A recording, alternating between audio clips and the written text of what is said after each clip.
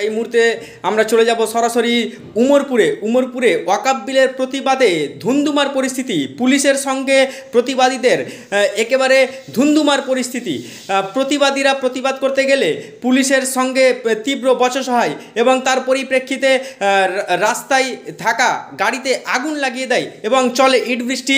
পুলিশের লাঠিচার্জ হয়, লাঠিচার্জে অনেকের মাথা ফেটে যায় এবং রাস্তায় যে সমস্ত যানবাহনগুলো ছিল এই যানবাহনগুলো যান চলাচল স্তব্ধ হয়ে যায় এবং সেখানে আমরা দেখতে পেয়েছি যে বিপুল পরিমাণে ইট বৃষ্টি হয়েছে। পরিস্থিতি নিয়ন্ত্রণে আনতে পুলিশ লাঠিচার্জ করে। প্রতিবাদীরা যখন রাস্তায় নেমে প্রতিবাদ করেছিলেন তখন পুলিশের সঙ্গে তাদের বচসা হয় এবং বচসা হওয়ার ফলে সেই ক্ষোভ কিন্তু তিনারা একেবারে গাড়ির ওপরে ফেলেন, গাড়িতে আগুন লাগিয়ে দেন এবং আগুন লাগার পরে এলাকায় প্রায় বিপুল শোরগোল সৃষ্টি হয়ে যায়। পরিস্থিতির নিয়ন্ত্রণে আনতে পুলিশ লাঠিচার্জ করে বলে আমরা এই মুহূর্তে জানতে পারছি। চলুন সরাসরি আমরা গ্রাউন্ড থেকে আপনাদেরকে সেই দৃশ্যগুলো দেখাবো। চলে যাব সরাসরি উমরপুরে, দেখুন সেই একেবারে ধুন্ধুমার পরিস্থিতি।